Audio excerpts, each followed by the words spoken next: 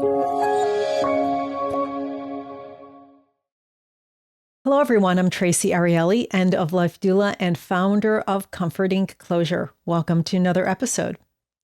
Today, we're talking about a topic that is both deeply personal to people and profoundly important: death with dignity, also known in many places as medical aid in dying or MAID. While some countries still grapple with the legal and ethical complexities of allowing terminally ill individuals to choose a peaceful end, for many, this option represents autonomy, dignity, and relief from suffering. My guest today is Erica Baccus, whose husband was diagnosed with Alzheimer's disease. Knowing what lay ahead, he made the deeply considered decision to pursue death with dignity. But because legal restrictions here in the US, they had to travel to Switzerland, one of the few places where this choice is accessible to non-residents. In Switzerland, this process is legally classified as assisted suicide. But I want to be clear, this was not suicide in the way we typically understand it. This was an individual making an informed, intentional decision about his own end-of-life care in the face of a terminal illness. He did not want to die. He was already dying, and what he chose was when and how to die. During today's conversation, we will use the term death with dignity, as Erica feels this best represents her husband's experience and choice. Erica will share their journey, the challenges they faced, the emotions she carried, and what she hopes more people will understand about this option for end-of-life care. So grab a warm drink, find a comfortable seat, and join us for the conversation. Erica, thank you so much for being here. Thank you for having me. It's my pleasure. Can you start by sharing a bit about your story and about your husband, who he was before the diagnosis? Sure. My husband and I were married for 41 years, and we had a glorious marriage. He was the guy that when you were in the elevator, you walked out and he was your best friend. He was generous and kind and funnier than heck. And people just loved him. Kids gravitated to him, animals gravitated to him, and so did I. And he was really, really smart. I don't know if he was brilliant, but he was really, really smart. And he knew how to do engineering kinds of things, and he was never an engineer. He built a train in our garage. He was an amazing gardener. So we lived a life together that was focused on family and friends and each other, and had an awesome time together until he was diagnosed. And I'm going to back up and say, we managed to even live through the diagnosis with joy in our hearts. What was his name? John. John, thank you. He sounds amazing. John was amazing. And in my mind, he still is amazing. Yes, he is. Thank you. When did you first notice signs of Alzheimer's, and what was that journey like for the both of you? Uh, John and I typically took one major trip a year, and in 2017, we traveled to Europe. And we were in Vienna, and we had been sightseeing and wanted to go back to our hotel room, and he took a map out, a paper map, and all of a sudden I'm watching him turning the map around 9 degrees at a time, not able to figure out how to get back to our hotel. And I said to him, "Can I help you?" And he got extremely agitated. And the next thing I did was I pulled out my phone and got walking directions back. And this was astonishing to me because John was an excellent map reader.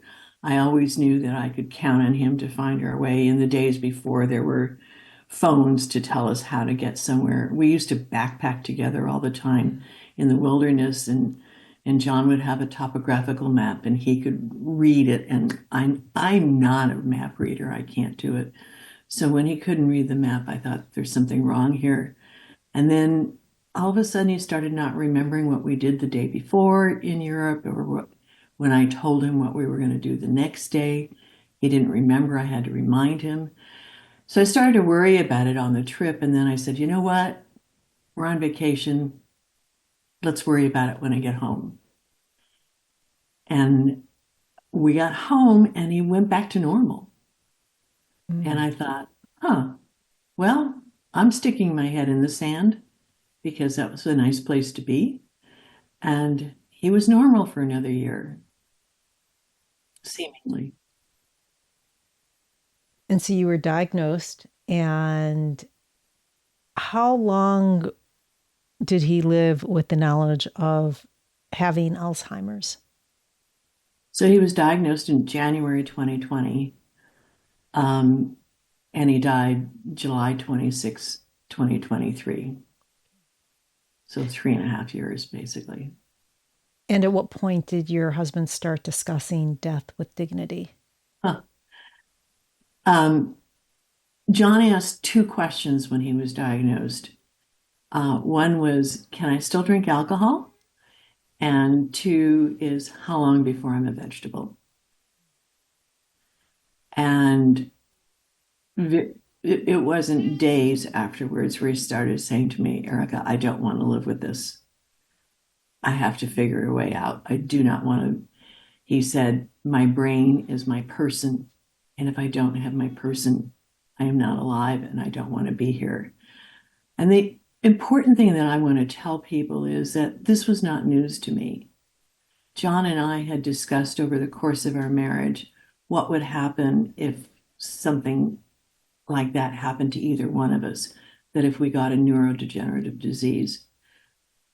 And we both said we did not want to live through the end of it. We both said we did not want to be in a vegetative state. And it was important, and I'll tell you later on, it was important to the psychiatric exam when he had to prove his mental capacity to make a decision on his own, that the psychiatrist understood that this was not an impetuous decision.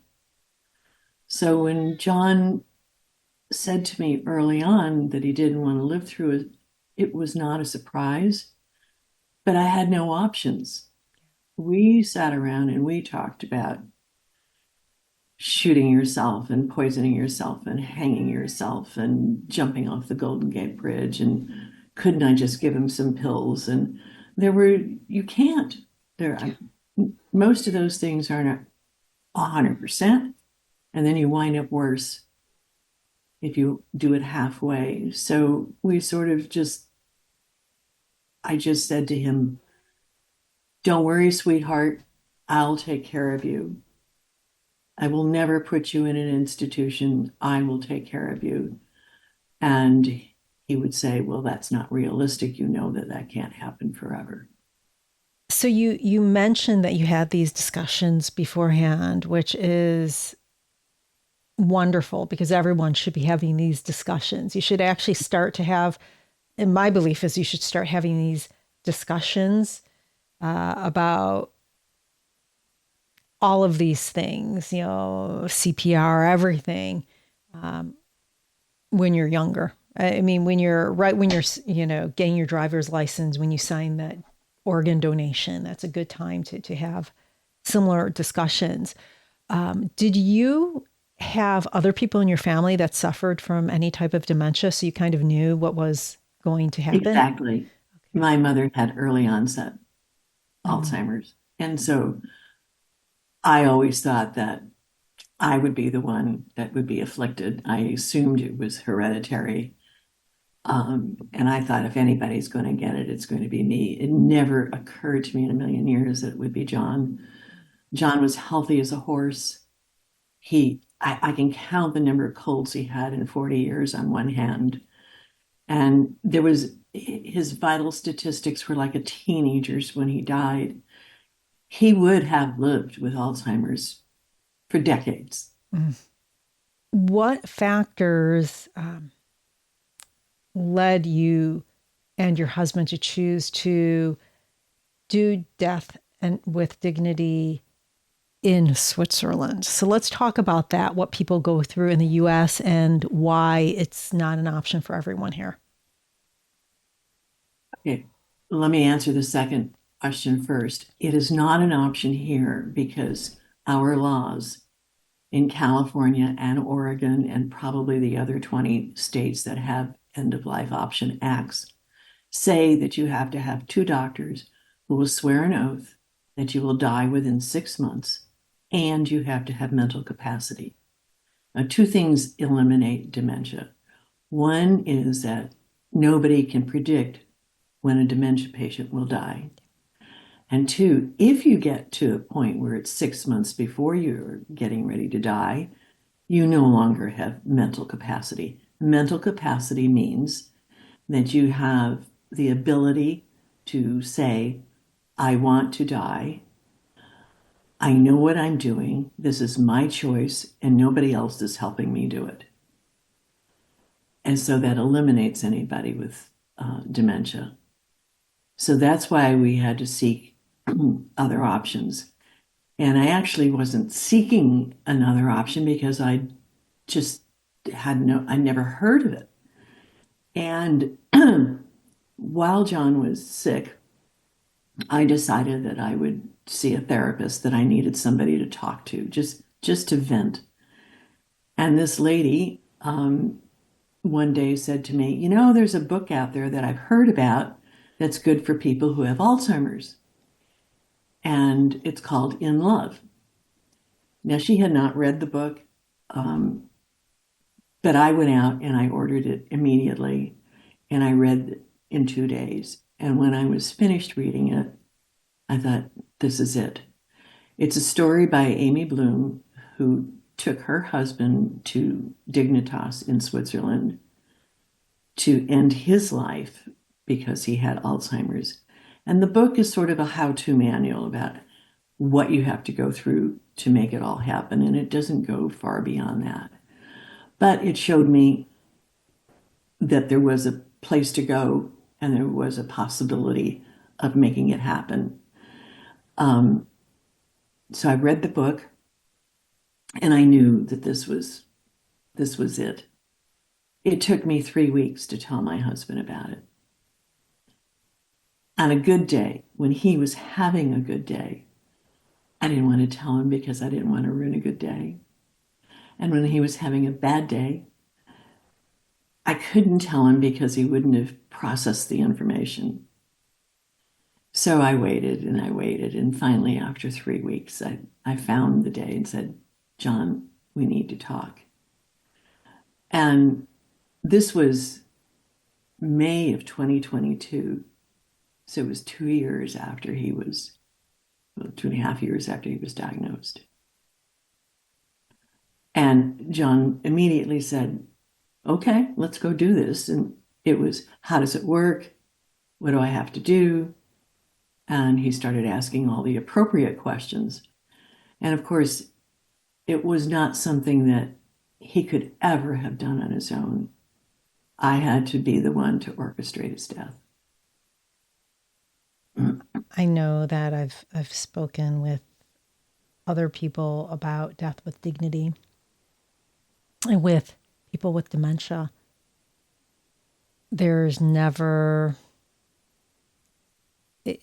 you have to basically die early. It's not as if you can wait until you're so far gone that you want to die. Because you need the mental capacity. So you're still really in that beginning or middle stage. You're not in the ending stage of Alzheimer's or dementia. And unfortunately, in the United States and most other countries, you need that mental capacity. I know that that's part of the questions that you got when you got to Switzerland. I know that we spoke about it. How did you navigate some of those logistical or those legal challenges to get John from the US to Switzerland? What were some of those challenges like? So I always refer to it as a premature death. However, he was declining. and he had been diagnosed as on the cusp of major neurodegenerative disease. And at that point, I knew that our time was coming. So I always looked at it, and he looked at it. I'm going to skip ahead. One of the very last things that John said to me was, Erica, we were so smart. We picked the right date, which I guess I should have felt relief when he said that. But I felt a lot of other things. Um, there was a window of opportunity. In other words, you want to push so far out that you can live as long as possible, but you don't want to miss the time where you no longer have that mental capacity. I did have a little bit of help. I have a brother-in-law who's a physician, and he was my medical consult to my neurology team. He didn't consult to them. He helped translate things to me. And he would say to me towards the end, Erica, you need to start thinking about it. You need to start thinking about John's last day. It's coming soon. He said, you have to be careful because you're going to push it too far. And it was helpful because, I mean, I knew, but at least this was confirmation from somebody else. There were no legal challenges. You buy a ticket, you fly to Switzerland. So nobody in this country cares that you're doing it. It's between you and Switzerland. But Switzerland has its own legal protocol, and we had to follow everything very carefully. It took me 7 months of paperwork to fill out forms and get all the right documentation and to do everything that was necessary to get approval. And every time you take one step and I would email whatever information it was needed to Switzerland, then you sit and you wait for the approval that you don't want to get. We had to have a full mouth x-ray of John's teeth. We had to have a marriage certificate. We had to have his medical history from early on when he was healthy until now. So picking out the right medical history was important. We had to have 2 psychiatric exams to prove his mental capacity. And the last one couldn't be any further away than 3 weeks from when he was going to die. John had to write a biographical sketch of himself. We had to do a formal request to die. We had to book a hotel and airplane reservations. All of those things, every single task was another sign to me that my husband was going to die soon. And everyone was loaded with emotion. You go over to Switzerland. What was the experience like when you arrived there? Were there any unexpected challenges, or were there any unexpected moments of comfort? So let me back up for a second here. Going to Switzerland, there were 2 things that were very, very difficult for me.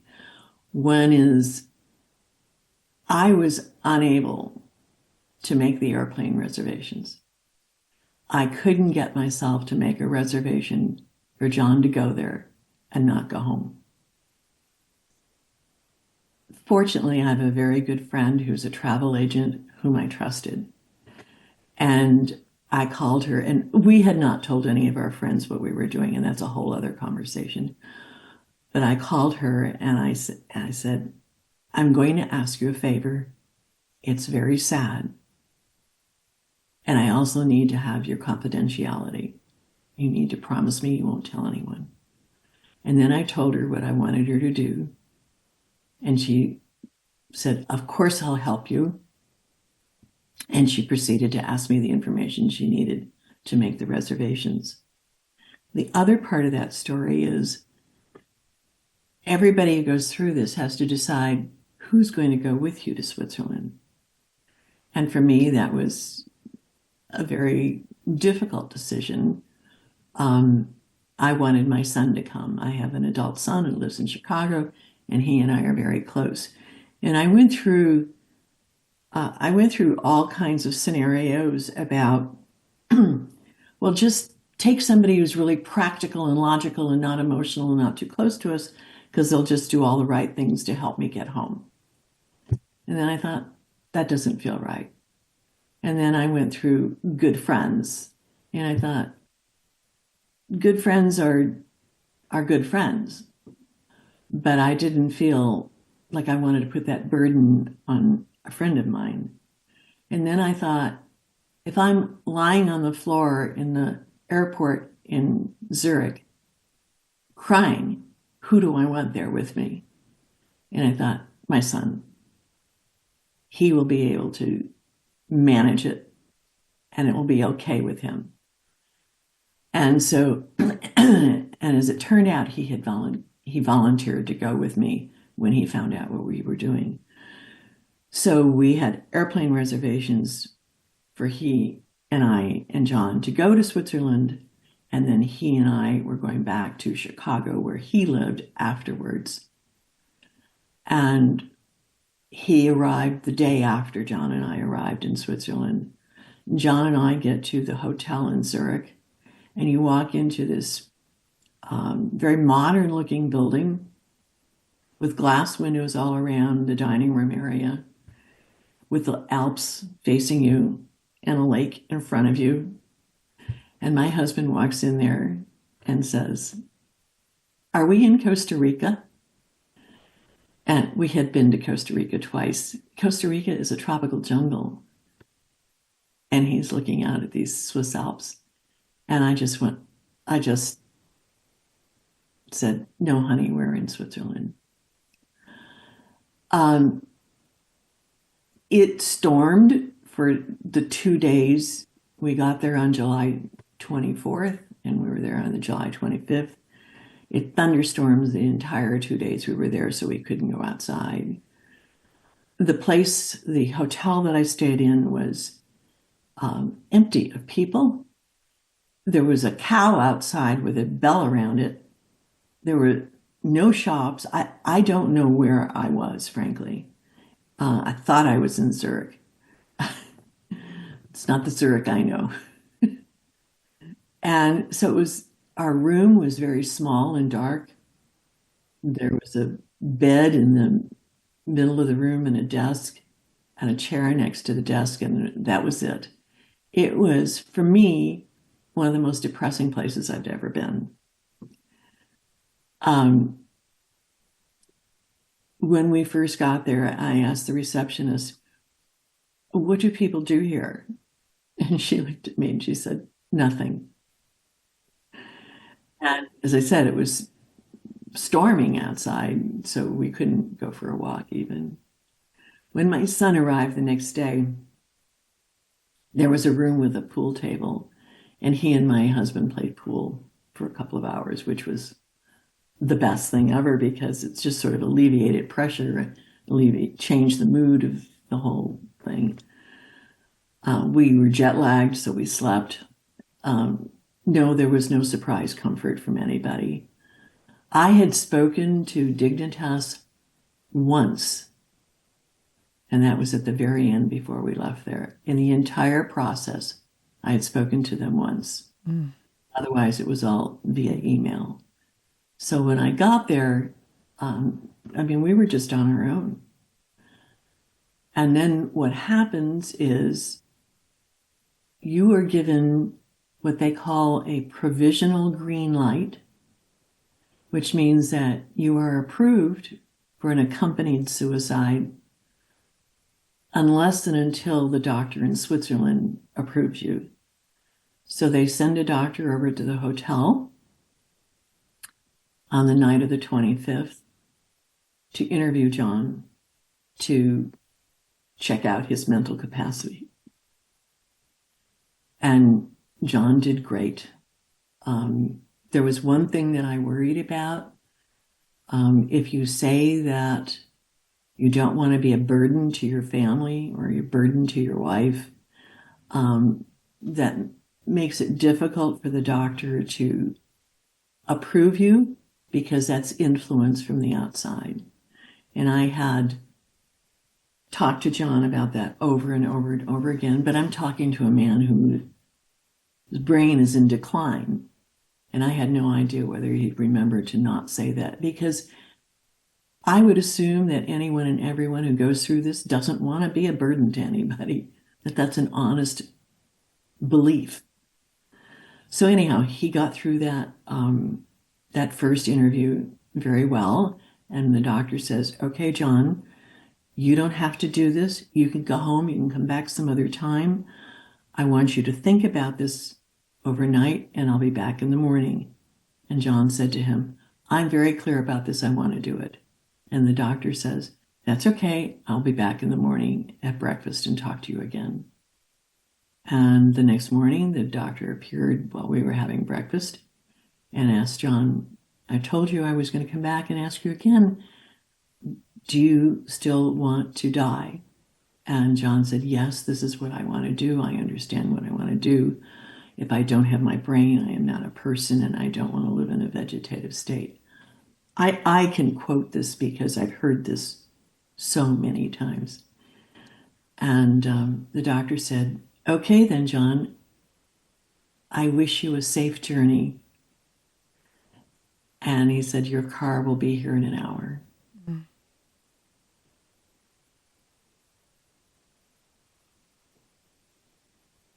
What was the actual process of that final journey like for him and for you and your son?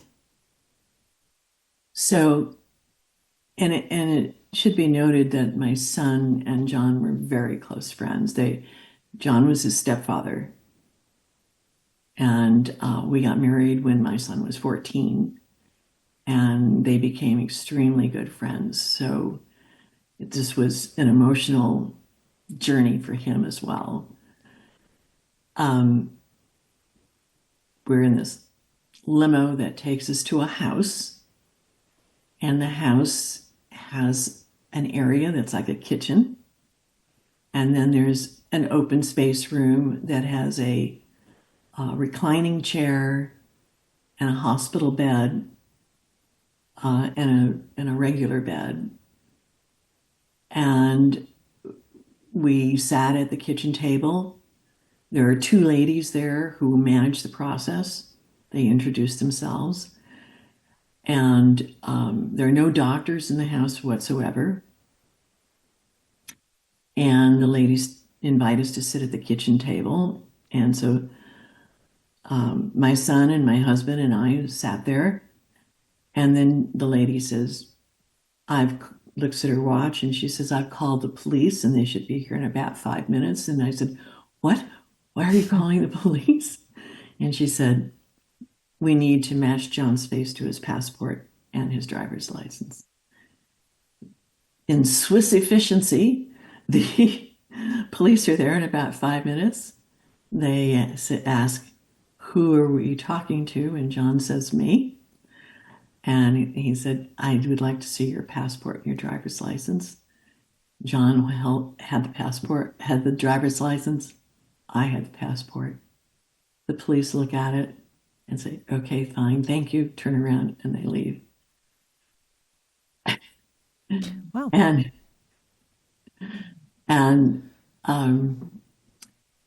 then the lady explains that she was going to give John an antiemetic. It's a drug so that you don't vomit up the actual potion, the actual poison, basically, that is going to end your life. And she said it takes half an hour for it to take effect. And she says, do you want to take it now? because they don't rush you.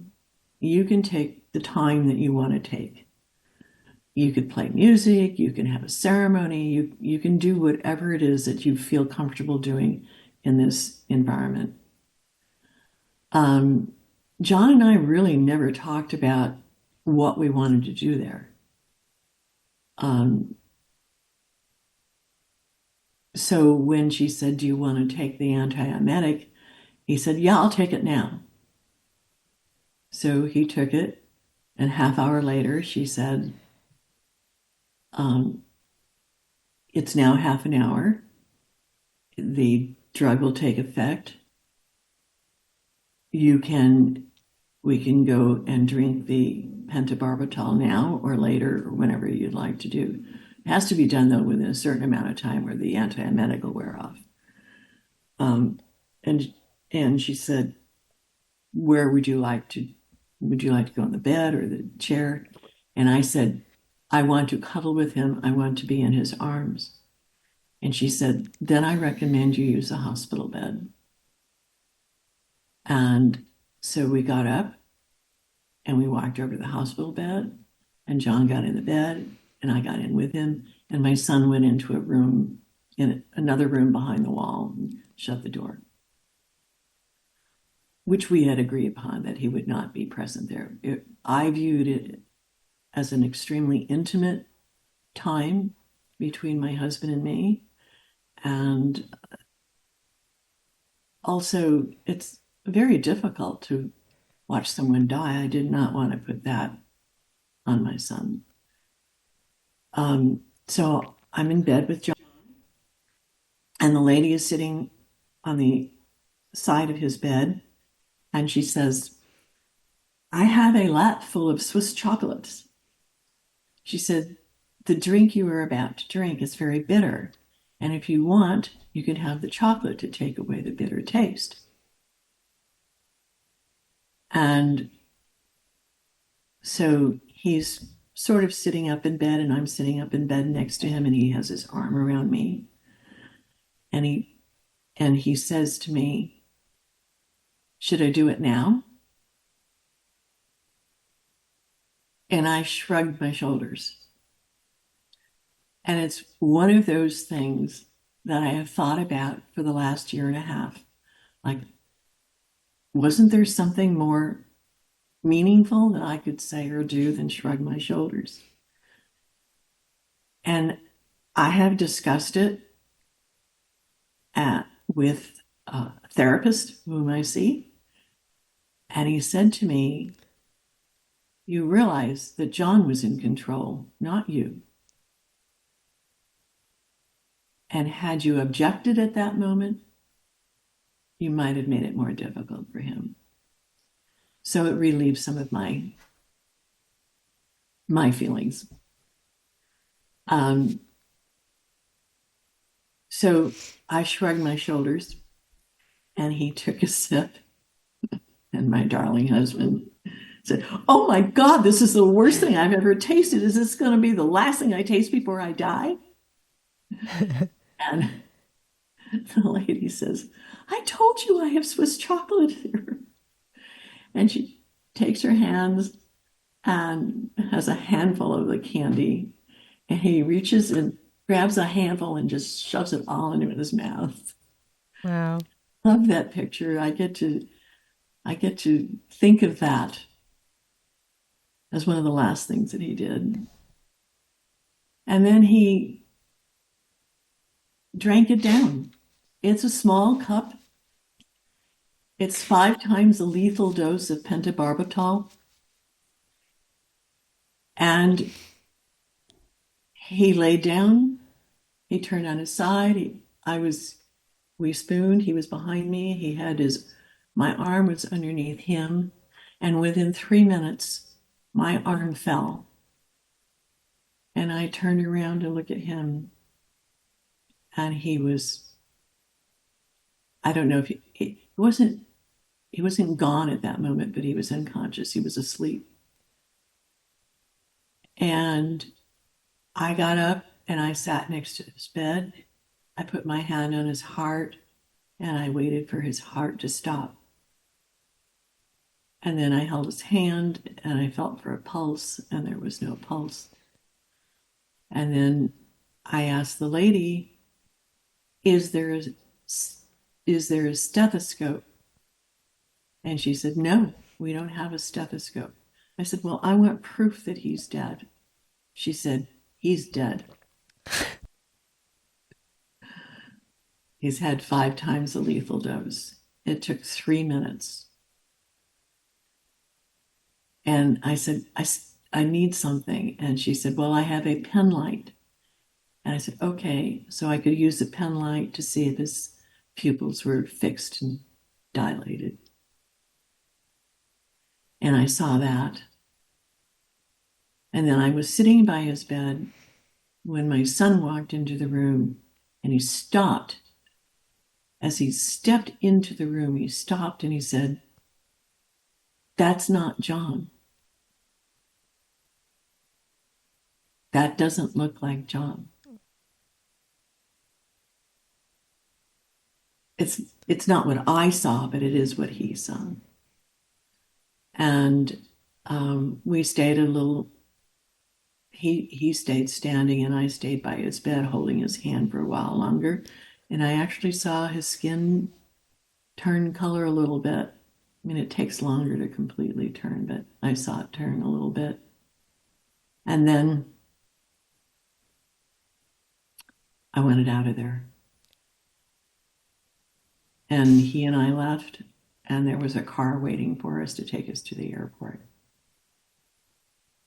Or that John felt a lot of comfort having you there. I cannot imagine doing it any other way.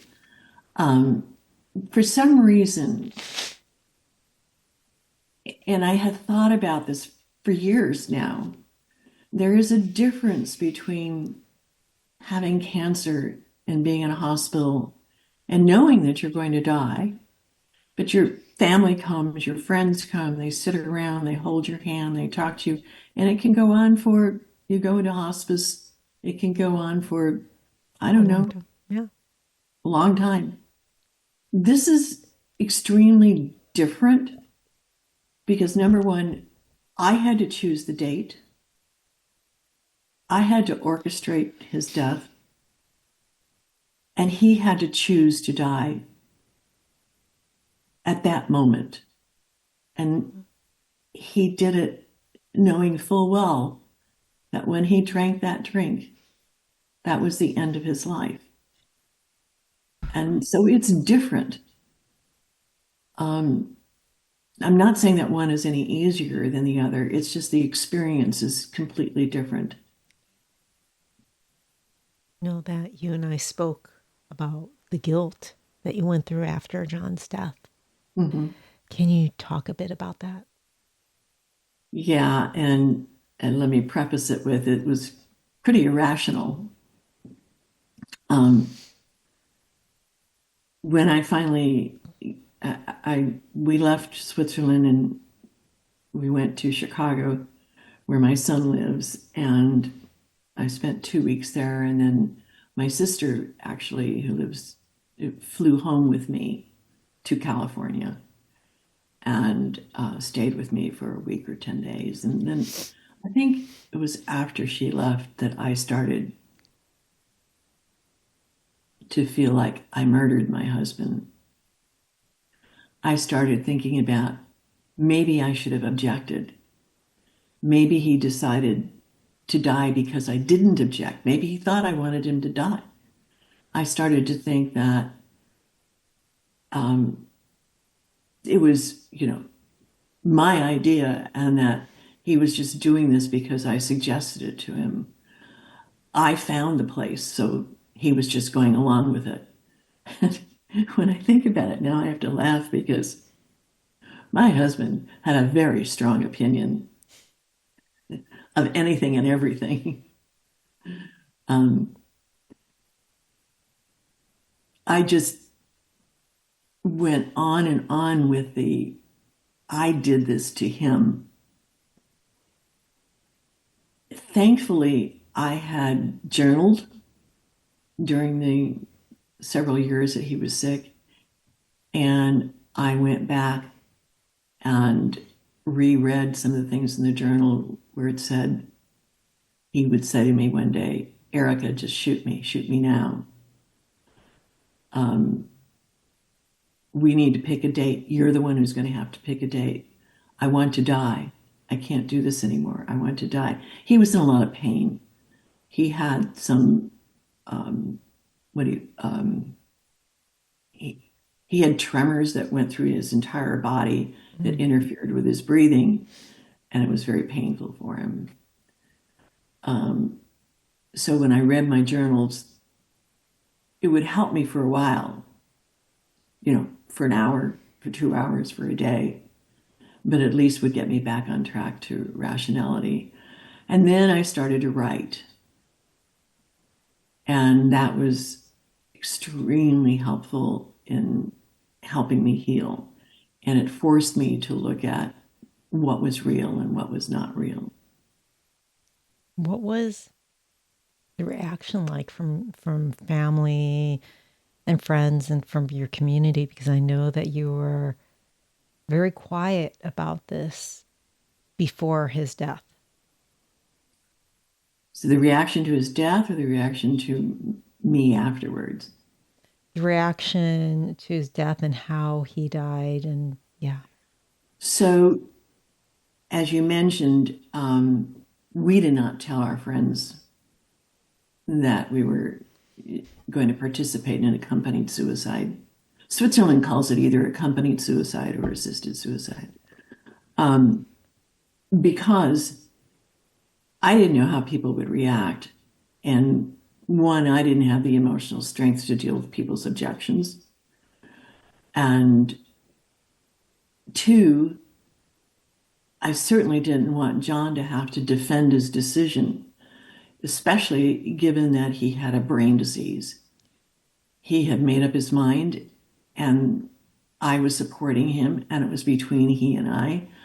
And what anybody else thought didn't matter. It was a personal decision. And so we didn't tell anyone. You just don't know how people are going to react. And afterwards, there were people who were very negative about what we had done. We told my family, obviously, but we waited. One of my problems was I didn't want to tell anybody in my family or his family until he was approved, because I didn't want to get people all upset if he wasn't going to be approved. However, we couldn't wait that long. So we told his son in March of 2023 and his daughter the same time in March of 2023. We told my son and daughter-in-law in February of 2023. And my sister and brother-in-law had known all along because they were sort of my medical support system. My sister's a nurse and he's a physician.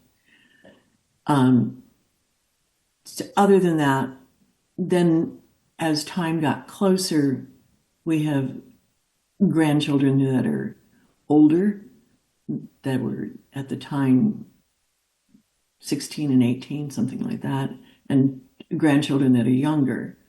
So the younger grandchildren were told much later on. The older grandchildren were told sometime.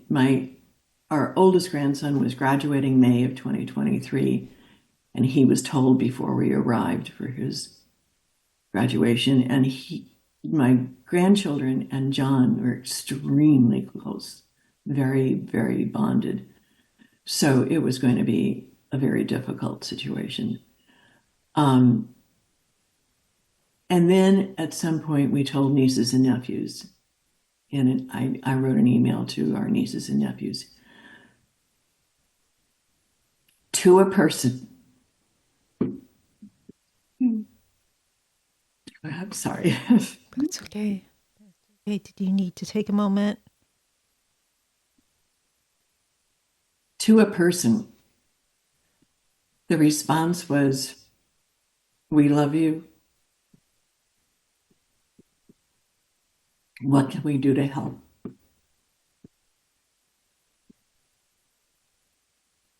That was our family, his family and my family, which is our family.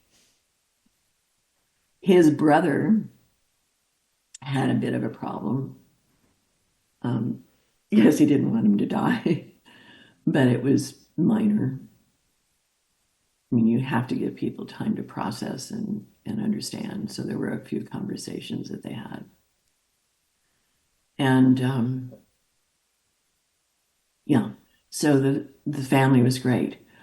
What we did with our friends, and this I got from Amy Bloom. I wrote an email explaining what we were doing. People knew he had Alzheimer's.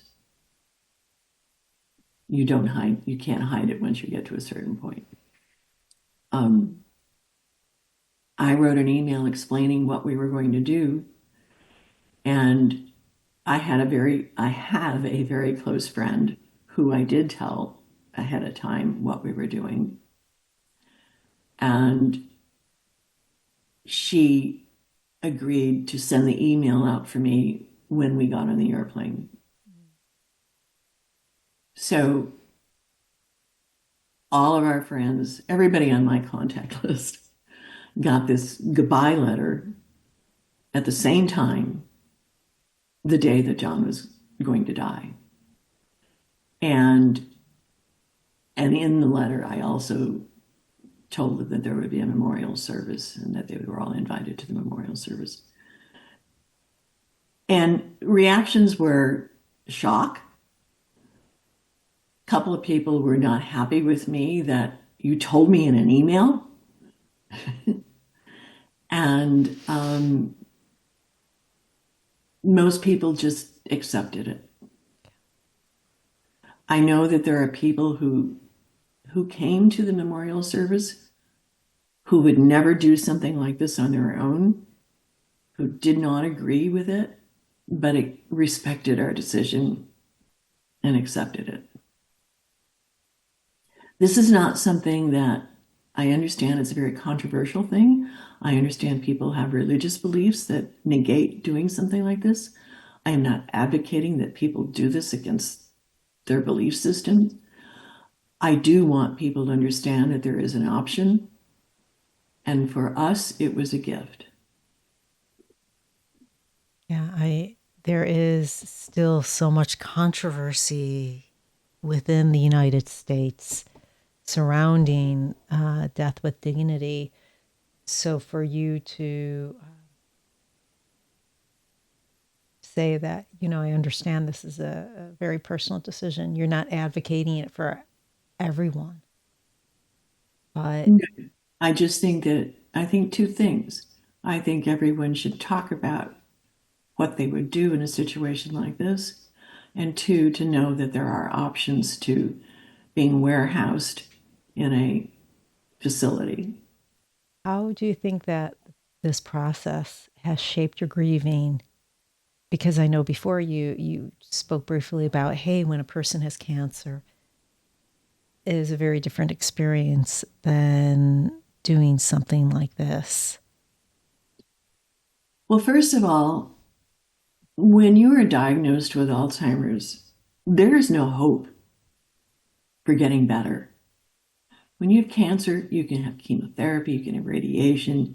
People get better from cancer. Some people do.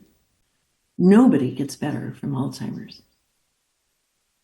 So you know that there is an end and that you are just starting the first steps of the end when you're diagnosed.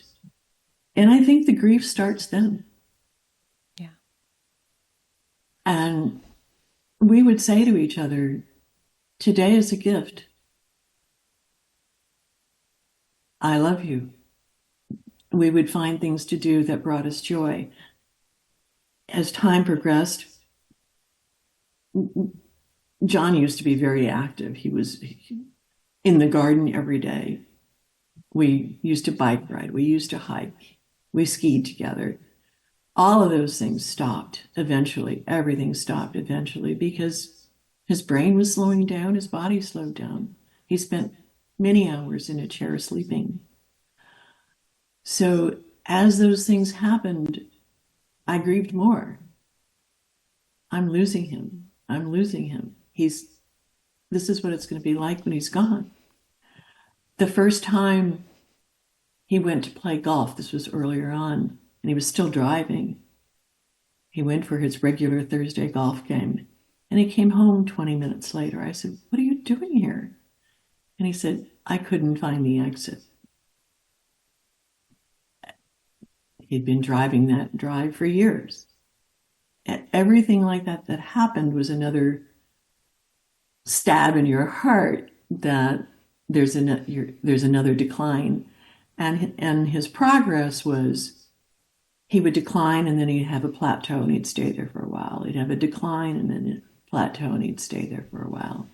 It soon, I don't know, I took about a year or so before I realized he has no short-term memory. He cannot remember. Anything that I tell him is gone within 5 minutes. And so I started to adjust to that. I would anticipate his needs. I outsourced my brain to him. And while you're doing that, I grieved, but I was very careful not to make John feel bad that he was causing me pain. So I didn't cry in front of him. I didn't say, terrible things in front of him about why is this happening or anything like that. I wanted to make it as easy for him as possible. I didn't want him to feel guilty that I knew he cared about leaving me. And he would ask me, "Is this okay with you, Erica? Are you okay with this?" And I had a pat answer, which was, "John, this is your life. You get to choose what to do with your life." Yeah, I know that we're at the top of the hour and we're going to have you back because you are writing, or you've just written a book that it's about to come out. So I have one more question, and then I just want you to be able to tell us a little bit about the book and when it's coming out. But we're going to have you back. And during that time, we'll talk a little bit more about this and talk about your grieving process after and what really helped. And my last question to you for today is, what advice would you give to other families, other people facing similar situations? A similar situation? Yeah. I think that you have to have an honest conversation with each other about, the options are you live with Alzheimer's until you die, whenever that may be, and the struggles get very, very difficult. It's physically difficult for the caretaker as well as emotionally difficult for the caretaker. And then at some point in time, the afflicted one doesn't really know what's happening.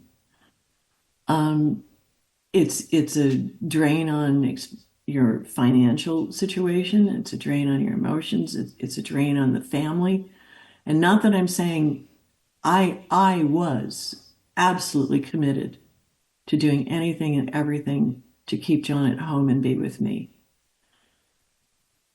But I think you need to have that conversation. Now there is an option, whether or not that is an option that suits you. The conversation needs to be had, and should be had when you're healthy, not when you're in the midst of it. And in the other thing, people who are in this, I think that keeping a journal is a really important thing to do, because you're going to want to go back someday and see what was happening and how you felt and what you were thinking. And the one thing that I wish that I had done more I wish that I had videotaped John frequently. I only did it a few times. So I do have his voice, which is really important to me. When I miss him, I listen to the videotape over and over again. Thank you. Thank you for sharing and for sharing everything. Your book, tell us the name of it and when is it coming out? The book's title is A Promise Kept, Honoring His Wishes, Embracing Our Love, and it's coming out in September. So we'll have you on before that, of course, to talk about, we'll read some excerpts and everything. But I wanted to thank you so much for sharing your story with us. Your honesty, your vulnerability, and really your love for your husband shined through in every word. And I know that this conversation will help so many people. So thank you. I hope so. That is really important to me, to be able to help some people who have to go through this. And thank you so much for having me on. I appreciate it. Listeners, this conversation is a reminder that every family navigating a terminal illness deserves compassion, support, and choices. It's easy to judge things we don't fully understand, but when we take the time to listen, to really hear someone's story, we open the door to greater empathy. Death is not just about endings, it's also about the journey we take in that final chapter of our life. Whether or not death with dignity is a choice you'd make for yourself, Erica's story reminds us that honoring someone's wishes is one of the greatest acts of love. Thank you for joining us. If you've any questions, please comment below or reach out to me directly. And if you found this conversation to be helpful, please like, share, comment, and subscribe. This is Traci Arieli from Comforting Closure, wishing you peace and comfort in your journey. Until next time, take care.